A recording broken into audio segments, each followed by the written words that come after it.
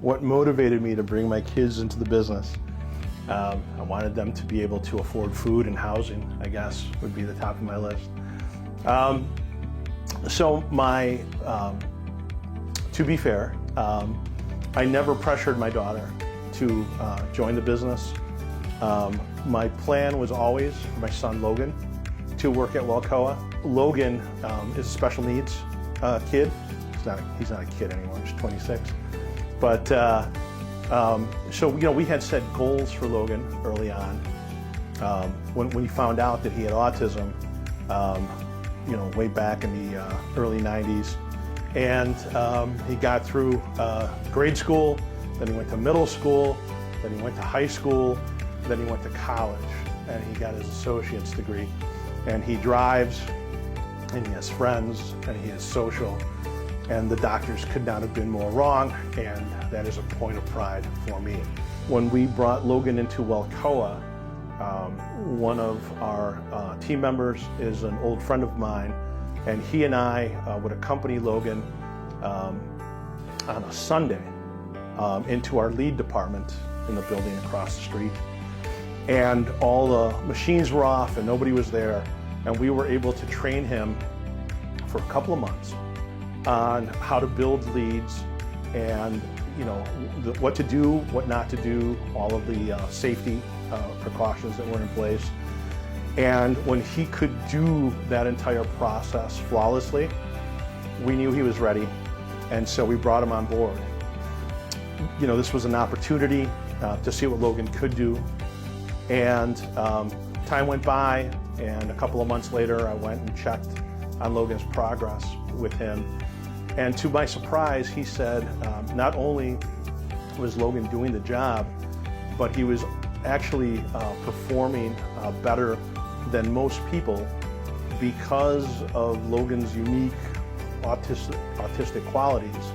And so even though he did work slower than everybody else, he was consistent, and because of that, he actually put out more product, which was something that we never expected. So, that was fantastic. From my daughter's perspective, like I said, I had never thought that she would join Weldcoa. She graduated college right at the beginning of COVID. Her interviews had been canceled because of COVID. And so I said, well, why don't you go on and take that additional training? My daughter is a video game designer. That's what she went to school for. And so she found a school in Vancouver, and she was gonna go to school there, and then they shut down the border because of COVID. So I expressed to her the opportunity. I said, Melissa Hurd, our director of marketing, could really use an assistant. It would be great if you came on board. You can still do your interviews and you can still send out resumes, but at least you can learn the business, and better yet, you can't find a better teacher than Melissa in marketing. And so she came on board. It'll be a year shortly since she joined the company. And to my surprise, she really enjoys it. She likes the challenges. For anyone who ever joined our industry from outside the industry, we speak a very specific language, very different from the rest of the world. And she's been up to the challenge to learn that. I'm very proud of the strides that she's made. She's a smart kid. I think she'll do well in whatever she chooses to do. I hope she stays with the company, but time will tell. That is her choice to make. My kids do not report to me. They report to their management team. My management style has always been a coaching style. I prefer to deal with situations as they arise and to try and coach people through the process. I've been fortunate to have had some very good mentors to rely on throughout my career, and hopefully I'm being a good mentor to the people at Weldcoa today. Balancing the role of the employer with my relationship with my kids is pretty simple. They don't have a guaranteed job. They have to be able to pull their own weight. They both know that this job is not a given, that if their managers are unhappy with what they're doing, that they're going to get fired. And I was very upfront of that, much to my wife's surprise, but that's the way it has to be. The most important thing at any company is the team, and no single individual is more important than the team. I'm a first-generation American. My parents immigrated here from Mexico. My father became a citizen by joining the U.S. Army during Vietnam. Back then there was a program in place that your path to citizenship came with an honorable discharge. My dad served, came out of the service with his honorable discharge, and became a U.S. citizen. I was born in Texas, and then we moved out here. The immigrant experience is live and well in the U.S.